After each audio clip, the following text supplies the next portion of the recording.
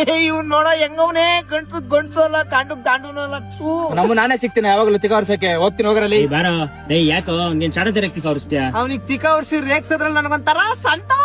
ಅಯ್ಯ ನಿನ್ನ ಅಕ್ಕ ನಿನ್ ಸಂತೋಷಕ್ಕೆ ಅವ್ನ್ ಶಾಟ ಸಿಗಾಕ ಅವನೇ ಸಿಗ್ತಾನ ಯಾವಾಗ್ಲೂ ನಿನ್ ತಿಕ್ಕ ವರ್ಷಕ್ಕೆ. ಅದೇನೋ ಗೊತ್ತಿಲ್ಲ ಗುರು, ಅವ್ನಿಗೆ ರೇಗ್ಸಿಲ್ಲ ಅಂದ್ರೆ ನೈಟ್ ಹೊತ್ತು ನನಗೆ ನಿದ್ದೆನೆ ಬರಲ್ಲ. ಲೇ ನಿನ್ ಖುಷಿಗೋಸ್ಕರ ಎಲ್ಲಾರ ಮುಂದೆನೂ ಅವನ ಚಿಕ್ಕವನ್ ಮಾಡ್ತಿಲ್ಲ, ಅದು ತಪ್ಪು ತಾನೆ. ಅಲ್ಲ ನೀನ್ ಅವನಿಗೆ ತಿಕ್ಕ ಹೊರಿಸ್ತೀಯಾ? ಅದೇ ಅವ್ನ ನಿನಗ್ ತಿಕ್ಕ ಹೊರಿಸಿದ್ರೆ ಸುಮ್ನೆ ಇರ್ತೀಯ ನೀನು? ಅವನೇನಾದ್ರೂ ನಂಗೆ ತಿಕ್ಕ ಹೊರಿಸ್ಲಿ ಕೆರೆಗೆ ಹಾಕ್ಬಿಡ್ತೀನಿ. ಲೇ ಗಂಡು ನೀನ್ ಅವ್ರಿಗೆ ತಿಕ್ಕ ಹೊರ್ಸೋದ್ನ ನೋಡ್ಕೊಂಡು ಅವ್ರು ಸುಮ್ನೆ ಇರ್ಬೇಕು. ಅದೇ ಅವ್ರೇನಾದ್ರು ನಿನ್ ತಿಕ್ಕ ಹೊರ್ಸ್ಬಿಟ್ರೆ ಅವ್ನ ನಮ್ಮನ್ನ ಎದ್ ನಿಂತ್ಕೊಂಡ್ಬಿಡ್ತದ ನಿಂದು.